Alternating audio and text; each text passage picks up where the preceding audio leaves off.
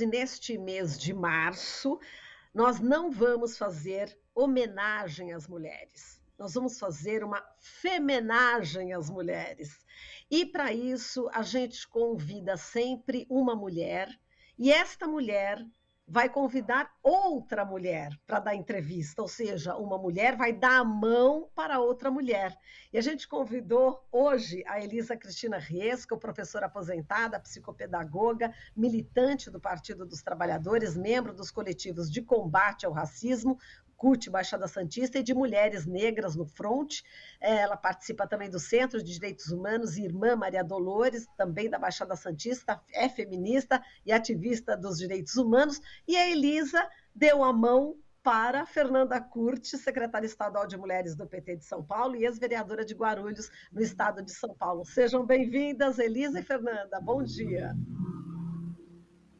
Bom dia, eu agradeço o convite, estendo aqui toda a gratidão a todas as mulheres de luta, sejam elas trans, sejam elas mulheres trabalhadoras, sejam elas domésticas, sejam todas bem-vindas, meninas, adolescentes, mulheres maduras, todas nós que estamos tentando aí reconstruir essa colcha linda, colorida, chamada Brasil. Eu dou a mão para Fernanda Curti. Estou dando a mão para você, Fernanda. Olha, eu retribuo com muito gosto. Para mim é um prazer enorme estar aqui com vocês, né, com mulheres firmes na luta. A Elisa é uma referência para gente, e ainda mais num mês tão importante que marca a nossa luta, que é evidente que é o ano inteiro, mas esse é um mês de maior visibilidade e destaque. Então, faço muito gosto de estar aqui com vocês. Obrigada pelo convite. E eu dou a mão para as duas, para começar essa conversa aqui. Elisa, vamos falar aqui de femenagem, né? A gente logo, né, na largada, a gente já tirou esse termo, né, homenagem. Eu queria que você falasse um pouquinho sobre isso, né, para quem ainda não está acostumado com esse termo, femenagem. Nós fomos acostumadas, né, com esse termo, homenagem, homenagem, homenagem, mas nós que somos feministas, né, a gente entende que, não desprezando os homens, não é isso, são os nossos companheiros, são parceiros, estão aí na luta, mas por que não femenagem? Né? O feminismo, ele é eu costumo dizer que o feminismo ele é um sistema, não vou dizer complexo, mas é um sistema que abarca tudo. O feminismo está em todos os setores, né? A gente está falando de interseccionalidade, então nós, mulheres, estamos em todos os setores. Então, somos a maioria, a população de mais, né? Estamos aí no eleitorado, na maioria do eleitorado. Então, nada mais justo que nós falemos, então, em femenagem. Não desprezando a homenagem, mas nós somos feministas, então, femenagem. Tá certo. E, Fernanda, a gente sabe que já estão aí os preparativos para o dia 8 de março, e eu gostaria que você falasse aqui em São Paulo como deverá ser essa ação, né, das mulheres no Dia Internacional nosso. Não, que legal, assim, nós já estamos desde o começo de fevereiro, né, finalzinho de janeiro, começo de fevereiro, nesse processo de organização do 8, né, de inúmeras reuniões com várias entidades do movimento de mulheres, do movimento feminista. São mais de 150 entidades que construíram, que assinam um manifesto, né, desse ato que vai acontecer na quarta-feira, no próprio dia 8, a partir das 17 horas, ali no MASP. É um ato com uma unidade política importante em torno da defesa da democracia, pedindo a punição de todos os golpistas. Aliás, esse é o segundo ato pós os ataques criminosos que aconteceram no dia 8 de janeiro. Então, é um momento importante para que todas as mulheres, não só do estado de São Paulo, mas do Brasil, saiam às ruas exigindo democracia e punição para esse povo que atentou contra o regime democrático, né? A outra coisa é que nós também vamos para as ruas para poder reivindicar avanços nos direitos para nós mulheres. Primeiro, em relação aos direitos trabalhistas. Segundo, em relação à legalização do aborto, os direitos sexuais e direitos reprodutivos. E o fim da fome. É importante lembrar que o 8 de março é uma data de luta internacional. Então, aqui no estado de São Paulo, nós estaremos no MASP, mas terão mulheres nas ruas no Brasil inteiro e no mundo inteiro, né? Então é uma data em que a gente acaba fazendo igual eu e Elisa estamos fazendo aqui. As mulheres do mundo dão as mãos e vão para as ruas. Exato. Bom, a gente já começou aqui a nossa femenagem abordando diversos aspectos, né? A Margarete Pedroso, que é procuradora do Estado de São Paulo, ela é do grupo Prerrogativas, ela já esteve, né, conversando agora com o Rafael Garcia, que divide a bancada virtual aqui comigo, e ela estava falando, né, sobre os dados do novo relatório do Fórum Brasileiro de Segurança Pública, né, que foi divulgado na semana passada, com dados do aumento de violência contra a mulher. E Elisa, eu sei que você está acompanhando bastante essa questão também da violência contra as mulheres. O que você tem sentido, o que você sentiu aí nesses últimos 4 anos e qual que é a sua expectativa, né, em relação também agora com o novo governo Lula e como é que você vê também a representatividade, né, das mulheres nesse novo governo? Então, Marilu, eu falo aqui da Baixada Santista, né? Então, Fernanda vai falar na questão do Estado. Eu vejo assim com grande preocupação e estarrecimento o aumento da violência aqui na Baixada. Foram mais de 460 estupros e feminicídio. Então, a Baixada Santista, isso segundo o ano passado, né? Segundo as pesquisas. Então, assim, esse aumento de 69% é algo absurdo, não dá para a gente absorver isso. Então, uma região como a Baixada Santista, mais de 1 milhão de habitantes, a maioria aqui são mulheres e mulheres negras. Então, nós sentimos na pele, literalmente falando na pele, todo esse sistema de periferização e favelização, até porque a gente está falando de uma região que tem morro, que tem palafita, que tem dique, que tem todos os territórios em que foram ocupados, tiveram que ser ocupados pela população mais vulnerável, no caso, a população negra. E dentro dessa população negra, as mulheres são a maioria, são chefes de família, são elas que estão à frente de toda essa complexidade.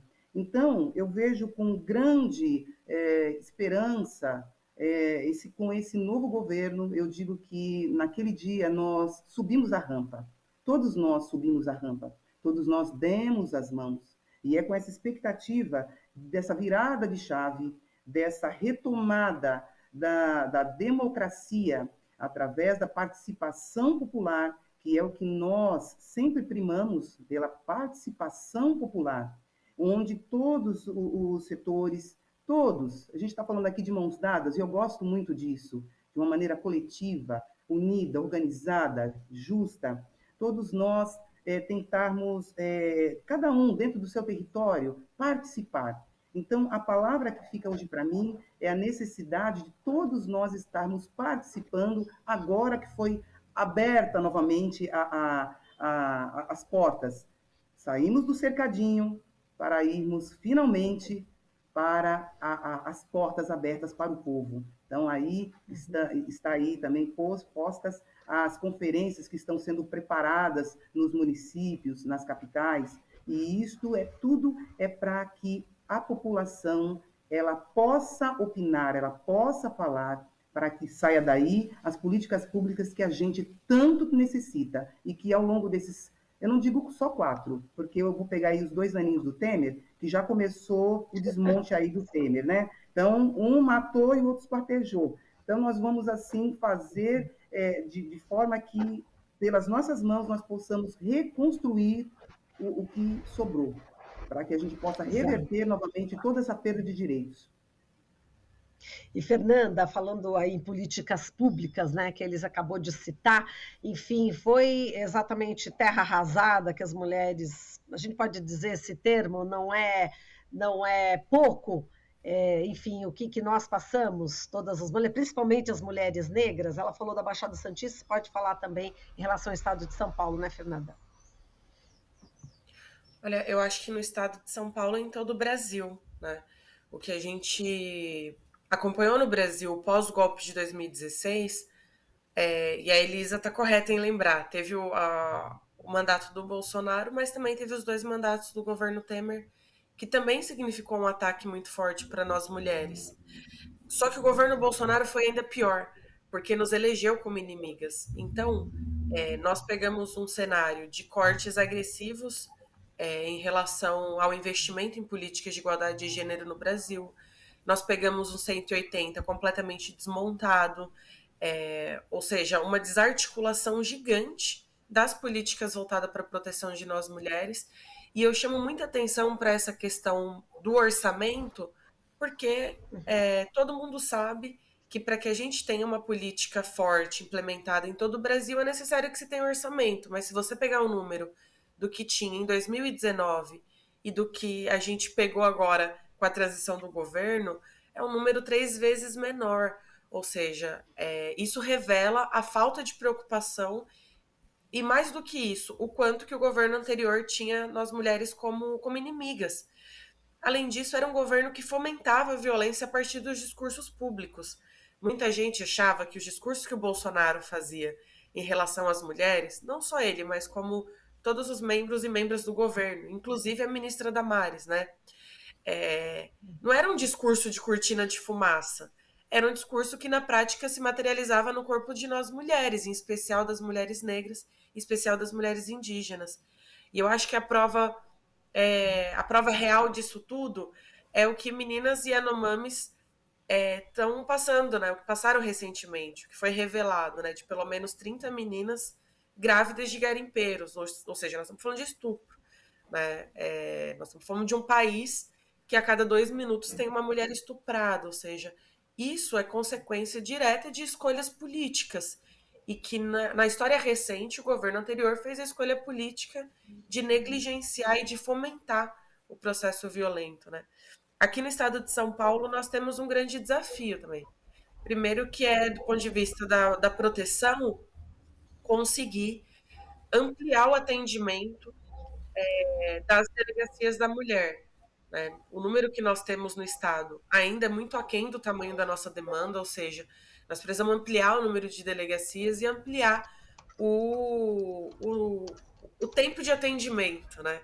Hoje nós estamos falando de delegacias que atendem exclusivamente em horário comercial, são poucas as delegacias 24 horas para atender mulheres, né? Uma rede de proteção, além de delegacia, precisa incluir as casas de passagem e as casas-abrigo. Também precisa incluir um programa de geração de emprego, de trabalho decente para as mulheres vítimas de violência. Nós precisamos de políticas também na área da saúde mental que a gente não tem, ou seja, se nós temos um desafio grande no governo federal, isso é verdade, mas há uma disposição muito grande do Ministério das Mulheres em articular tudo isso, em retomar a capacidade de investimento e de articulação política. Por outro lado, aqui no estado de São Paulo, nós temos um desafio gigante da continuidade de um governo dos mesmos moldes do que era o Bolsonaro, que além de desprezar o debate das mulheres, ainda criminaliza e questiona a luta das mulheres, né? Nós temos uma secretária estadual que diz que o feminismo mata mulheres, ou seja, o nosso desafio aqui no estado para conseguir enfrentar a violência e retomar os direitos vai ser muito grande. Então, se a nível federal a gente tem diálogo, aqui nós precisamos ter uma oposição muito bem organizada para dar conta de apresentar essa agenda política. Tá certo. Bom, Elisa, a gente tem aí escândalos, né? Agora o último envolvendo uma mulher, né? Enfim, Michele Bolsonaro, né? Investigadores até da Polícia Federal acreditam mesmo que Michele Bolsonaro e Jair Bolsonaro devam ser ouvidos no inquérito sobre a tentativa do ex-governo, né? Receber ilegalmente no Brasil joias, né? Que eram presentes do regime da Arábia Saudita. A gente está falando em 16 milhões de reais, joias avaliadas. Quer dizer, as investigações estão acontecendo, né? Como já determinou o ministro Flávio Dino, da Justiça. Enfim, são escândalos que precisam ser elucidados. Agora, o que eu quero dizer é o seguinte, não basta apenas ser mulher, não é isso? Não basta apenas ser mulher. Essa frase ela é profunda e exige de cada uma de nós cada uma de nós, o verdadeiro sentido, né? O que eu faço nessa sociedade? Que sociedade que eu desejo? Como eu posso contribuir? Como eu posso almejar um país decente? Como é que eu posso almejar uma juventude, gerações em que eu seja o exemplo, né? Então, eu parto do princípio de que fica assim, meio contraditório. Eu sou mulher, eu sou desse segmento, eu sou daquilo, só que a prática mostra uma outra, né? Então, a gente está falando de uma sociedade hipócrita. Foi colocado, foi vendido para nós aí, que era Deus acima de tudo, né? Brasil acima de tudo, Deus para todos. Só que, como a Fernanda colocou, nós tivemos uma ministra que estava lá absorvendo 3 setores e não tínhamos uma mulher que, no entanto, nos representasse. Muito pelo contrário. Arrebentou tudo, acabou com a nossa rede de proteção, desmontou todos os projetos, todas as políticas sociais e ainda criminaliza as que são vítimas. Então não basta ser mulher, tem que ser feminista, tem que ser antirracista, tem que ser pessoa comprometida com a vida de todos, com a vida das mulheres, enfim, tem que ter um comprometimento social. E eu acredito que a Cida Gonçalves, a nossa ministra, a Elisabetta Recine, que está à frente aí do Conselho, graças a Deus nós retomamos esses programas tão importantes e tão balizadores que vão fazer com que seja aí o ponto de partida para que as desigualdades, se elas não desaparecerem, pelo menos elas minimizem. Então, estamos aí retomando com mulheres potentes, comprometidas, que estão fazendo aí, poucos meses, né? Nós temos aí 2 meses. Então, eu quero aqui saudar todas essas mulheres que estão fazendo parte dessa grande rede de proteção, que estão fazendo parte do governo e estão virando essa chave em benefício de uma nova sociedade que tem a cara das mulheres, de todas as mulheres, mulheres brancas, negras, indígenas, trans, todas as mulheres, todos os homens, enfim, todos, todas e todes, nós costumamos dizer. Então, eu quero aqui saudar todas essas mulheres que estão aí fazendo parte desta nova mudança chamada esperança. Exato. E, Fernanda, você tem acompanhado, né, no noticiário essas denúncias, enfim, em relação a essas joias, diamantes, né, trazidas ilegalmente aqui para o Brasil, que envolve, inclusive, a ex-primeira-dama Michele Bolsonaro. Como é que você tem acompanhado isso, Fernanda? Olha, eu acredito que todos os crimes, todos, cometidos pelo Bolsonaro, pela Michelle, por toda a família, porque tem os filhos e os assessores, precisam ser investigados e punidos. E eu quero lembrar vocês que essa é a galera que fazia o debate de enfrentamento à corrupção e a galera que fazia o debate da moralidade, sabe? Que agora, né, inclusive com o rompimento dos sigilos, cada dia que passa a gente, na verdade, vem a público mais um crime que essa família cometeu no nosso país. Eu fico horrorizada, né, em cada caso, porque por mais que a gente já espere que essa família tenha cometido esse tipo de crime, os crimes que estão vindo à tona são cada vez mais escandalosos, né? Então, essa tentativa de fazer entrar joias ilegais no Brasil é algo que não pode, de forma alguma, passar batido, da mesma forma que a responsabilidade desse povo com os atos golpistas do dia 8 de janeiro também precisa entrar no rol da mira para esse pessoal, né? São todos os crimes.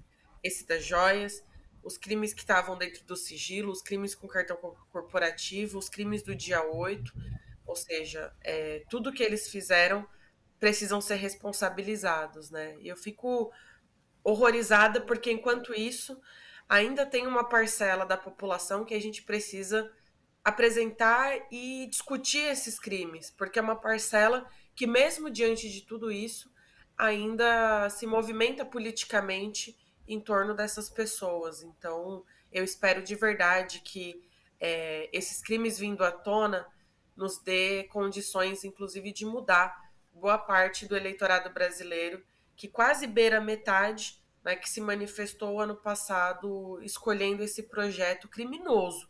Não tem outra forma de qualificar a atuação tanto da Michelle quanto do Bolsonaro, senão enquanto criminosa.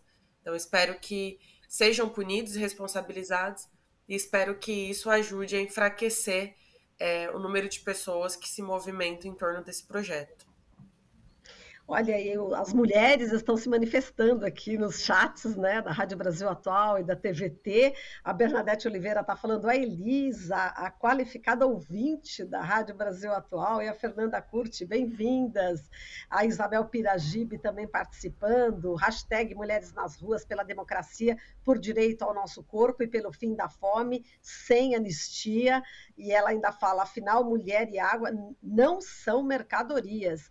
Ela está parabenizando aí a conversa, as reportagens, hoje a gente colocou várias a respeito também, já dessa femenagem às mulheres, e agora a gente pode até encerrar, deixa eu ver aqui, quem mais? A Dinete Dina também participando, enfim. Vamos encerrar essa conversa aqui. Eu sei, viu, Fernanda, que a nossa querida Elisa, ela já provocou assim uma surpresa na Avenida Paulista, um dia, num carro de som, né, numa das manifestações, ela cantou e o pessoal ficou assim, uau, como ela canta, essa menina. E aí a gente vai encerrar essa conversa aqui com a esperança, né, que a gente sempre tem que ter, esperançar aqui do Paulo Freire, né? A gente vai terminar com a Elisa cantando um pouquinho, não vai poder cantar tudo, né, Elisa? Porque a gente não tem tempo. Mas é isso, viu? O Jairo, os homens também, os homens que também estão na luta ao lado das mulheres, o Jairo Teixeira falando, Marilu, bom dia, que frase para reflexão, não basta ser mulher, linda fala e reflexiva. Ele está falando de Osasco, de São Paulo. Um abraço, né, para todos os homens queridos que batalham junto conosco, né? Como vocês já falaram no começo, a gente não está aqui competindo, nada disso, né? A gente está juntos, todos juntos e juntas, né, nessa luta. E, Elisa, vamos nessa, então, cantar um pouquinho para a gente esperançar um pouco? Ai, Marilu, só você mesmo. Antes de eu fazer só essa pequena fala, só em cima do que a Fernanda falou, de mãos dadas, então está a Baixada Santista, que vai também fazer no dia 8 o ato aqui, continua, né? Continuamos nas ruas e com esse mote, justamente pedindo aí a punição para esses golpistas, tá? O exemplo das joias, né? Olha, joias, então punição aos golpistas e racistas, e aí a gente está lutando por direitos, né? Esses direitos e essas lutas para manter aí a nossa democracia e recuperar esse país. Então, o ato aqui, ele está sendo, na Baixada Santista, ele está sendo organizado pela Frente Feminista, né, da Baixada Santista. As mulheres que não vão poder subir, ir para a capital, vai ficar por aqui mesmo, na Baixada, fortalecendo, reverberando todos essas nossas angústias e denúncias, e as outras vão fortalecer o ato na capital, né? E eu quero agradecer o convite, quero aqui saudar a todos que estão nos ouvindo e pedindo para que estejamos todos juntos, porque realmente ninguém pode soltar a mão de ninguém agora que nós estamos, né, com esse governo que tem tudo para dar certo, né? É isso mesmo. Agora? E agora? Só vou dar um recadinho. É agora, mas antes eu vou falar que a Bernadette falou aqui, ó. Ela falou o seguinte: o dia 8M não é dia de homenagem, aliás, homenagem é femenagem, mas de luta pelos nossos direitos de existir, pelo nosso direito de existir dignamente e em uma sociedade de iguais. É isso. Vamos para a cantoria agora, rapidinho, para a gente encerrar aqui a nossa conversa. E aí eu já me despeço de vocês, dando um abraço aqui à nossa querida Elisa Cristina Riesco, professora aposentada, psicopedagoga, ela que também é dos coletivos de combate ao racismo da CUT Baixada Santista, de Mulheres Negras no Fronte, Centro de Direitos Humanos, Irmã Maria Dolores, feminista e ativista dos direitos humanos, a Fernanda Curti, que é secretária estadual de Mulheres do PT de São Paulo e ex-vereadora de Guarulhos, no estado de São Paulo. Olha, foi um prazer, viu? Gostei da Elisa ter dado a mão para você, viu, Fernanda? Eu também amei. Maravilha. Vamos lá, então, fazendo essa femenagem agora às mulheres no final. Ninguém ouviu num soluçar de dor no canto do Brasil.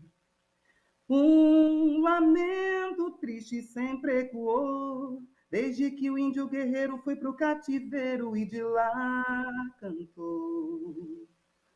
Negro entoou um canto de revolta pelos ares, no quilombo dos Palmares, onde se refugiou, e por aí vai. Que esse nosso canto se reverbere em gritos, em denúncias e fortalecimento para que nós possamos ser, de fato, os filhos, filhas, filhos desta pátria. Você acabou de ouvir Jornal Brasil Atual. Movimentos sociais, política, direitos humanos, economia, mundo do trabalho, cultura e prestação de serviço. Jornal Brasil Atual. As notícias que os outros não dão.